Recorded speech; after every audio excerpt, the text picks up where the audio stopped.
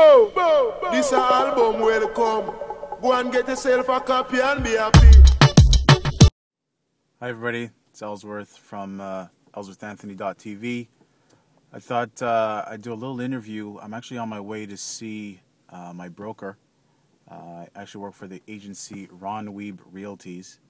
And I thought it'd be a good insight for you guys to get some information on how we work commercial real estate, as I've recently embarked on the commercial real estate market, representing landlord representation, working with developers and such to help them lease out their space or sell their spaces, their buildings and so forth. So thought I'd give you guys a little insight on how it works and take it from there and see where it goes. So I'm almost there, and see you then. Ciao. Okay, so here I am with Mr. Weeb, my broker. And like I said to you guys in the car, I just wanted you guys to meet who my broker is, the agency that I work for, and he'll give you an understanding of what we do with commercial real estate and how we work with buyers and landlords and so forth. So Ron, why don't you give my viewers an idea of what the commercial broker does, how he works, and take it from there. Well, commercial brokers, they work two different ways, two sides of the fence, we'll say. One, you can represent the landlord. The other, you can represent the tenant or would-be tenant. So in our particular case, we represent both landlords and or tenants.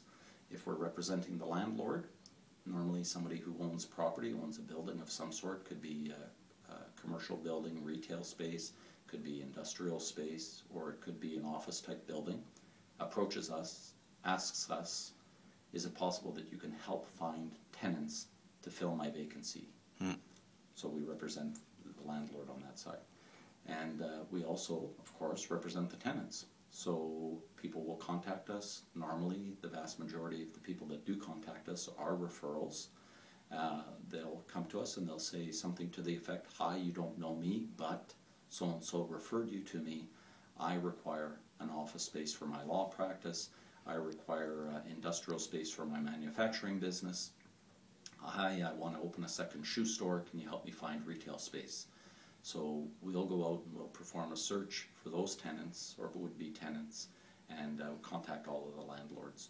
So our strength is knowing who the landlords are, where this particular space might be found, and we make a happy marriage between the tenant and the landlord. Perfect. Okay. And what would you say, and I know that you mostly work the West Island, and lately you've been merging closer to Montreal. Obviously, you'll go where the business takes you.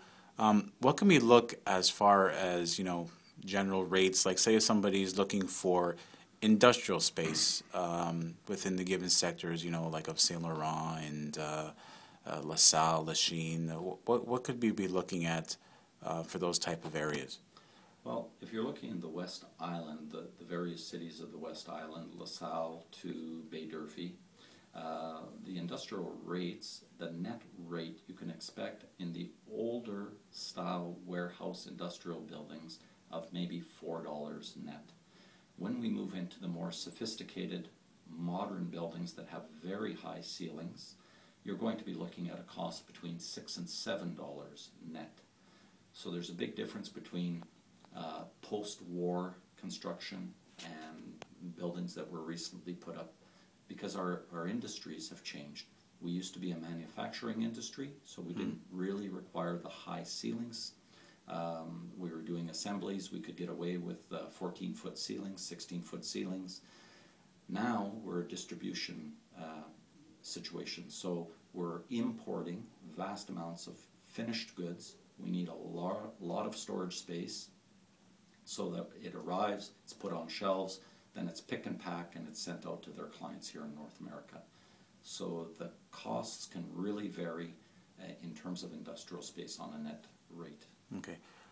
Just so because my viewers, I should say, are usually involved with residential, given the fact that I've come from that background.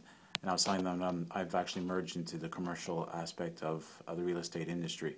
So could you just give them an understanding of what you mean by net rent, gross rent, and so forth, so they understand where we're coming from? Certainly.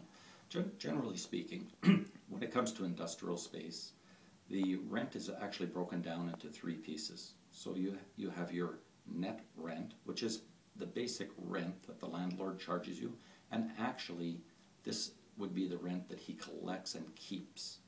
Then there's the operating expenses of the rent, which is the next, we'll say, net.